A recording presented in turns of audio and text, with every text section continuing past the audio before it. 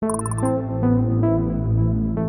a new way to run OpenClaw just dropped, and it actually changes how people can use it in practice. Abacus released Abacus Claw, moving OpenClaw into managed infrastructure instead of requiring you to set everything up yourself. Instead of going through the usual process of configuring servers, environments, and all the technical parts in the background, you can now deploy a fully working AI agent in seconds. That shift matters more than it sounds at first, because it removes the part that was slowing most people down and makes the whole system feel more like something you can use immediately rather than something you have to build and maintain. But let's break it down properly, because there's a lot going on here, and some of the examples make it much clearer what this actually looks like in practice. I'll walk you through how it works, what's actually new, and where it starts to make a difference once you go beyond just the idea and into real use cases. All right, so the setup process is simplified down to something that looks closer to launching a SaaS feature than deploying a system. You go into Claw, start a new session,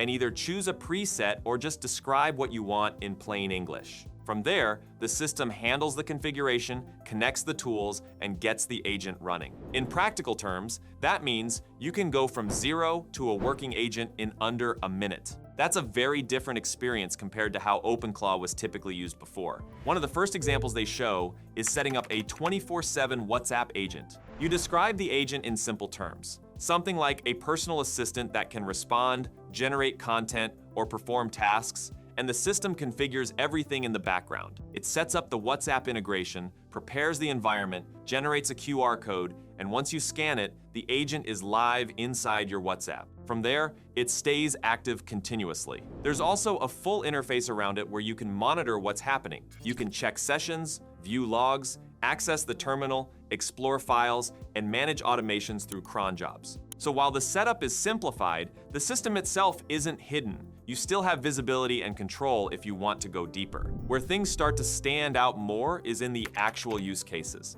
One example shows a WhatsApp customer support agent for a property rental business. The setup is described in plain English. The agent is told to connect to a Google Sheet with booking data and a knowledge base document with FAQs and property details. That's the entire input. The agent then builds logic around that. It reads the sheet, which includes guest names, phone numbers, properties, and booking dates, and combines it with the knowledge base to understand how to respond. In the demo, a guest sends a message asking if pets are allowed and requests a Google Maps link for a specific property. The agent checks the database, identifies the guest, confirms the booking is active, and responds with a personalized message using their name, along with the correct answer and location link. Then the guest asks about early check-in.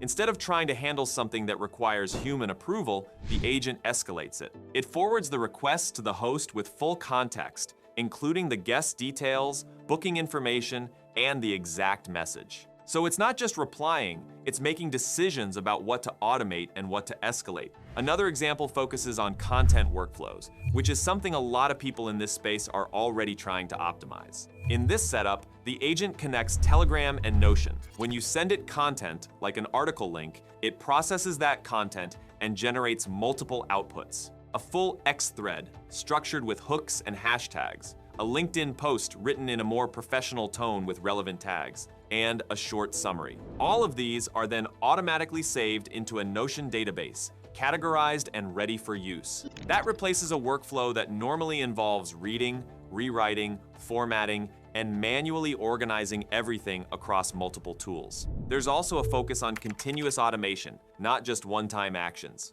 The system supports cron jobs, which are scheduled tasks. One example shows setting up a daily task that runs at 9 a.m., where the agent checks specific sources, gathers updates, and sends a summarized report. That report is delivered through Telegram and also stored in the system so it can be reviewed later. What makes this more interesting is how it pulls data. Instead of just summarizing public content, it connects to your existing tools like Gmail and Slack. So the updates include relevant emails, team discussions, and external information, all combined into a single output. It's essentially filtering information based on your own environment rather than generic feeds. This cross-platform integration is really the core idea behind the system. There's a more advanced example where the agent is connected to Telegram, Gmail, GitHub, Slack, and Notion at the same time. Telegram becomes the main interface, and everything else acts as connected systems in the background. In that setup, GitHub is connected with access to 19 repositories. Slack is connected for team communication,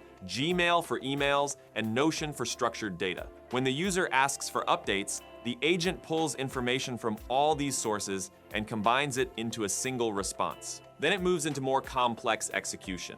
In one case, the agent is asked to find a repository, check pull requests, and resolve merge conflicts. It identifies 7 open pull requests, merges the ones that don't have issues, and then analyzes conflicts in files like authentication logic, schema definitions, and front-end components. It resolves the conflicts, runs tests, identifies issues with imports, routing, database models, and types, and fixes them. At the end, the build passes clean, with 18 pages and 35 API routes, and the agent generates a full README documenting the project. That's a level of execution that goes beyond typical assistant behavior. Memory is another important part of how this works. Instead of starting fresh each time, the agent stores long-term context in structured files. It tracks preferences, conversations, and ongoing work. Before generating a response, it reads from that memory. After responding, it updates it. So over time, it adapts. In one example, the agent is asked about a geopolitical situation.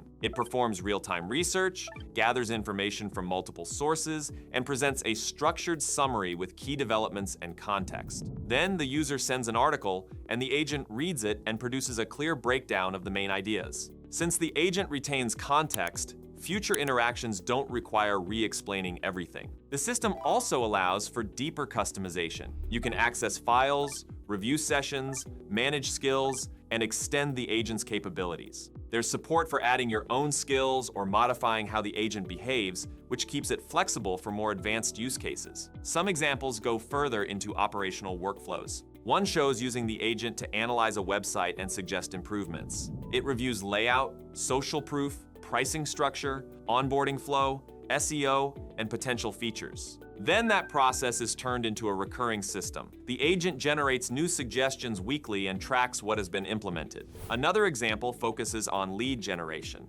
The agent is asked to find potential clients in a specific area, gather contact information, and create personalized outreach messages. It identifies opportunities, structures the data, and prepares messages that can be used directly. Once the process is working, it can be automated so it runs continuously and provides updates. So instead of manually doing these tasks, the role shifts toward managing the system. Security is also part of the system design. Since the agent interacts with emails, messages, and external tools, data is handled through encrypted connections and managed infrastructure. Permissions can be adjusted depending on what level of access you want to give the agent. For example, you can limit what it can read or write inside Gmail or Slack depending on the use case. That becomes important when these agents start handling more sensitive workflows. The overall shift here isn't really about a new type of AI. It's about how accessible that type of AI becomes. OpenClaw already showed what persistent agents could do,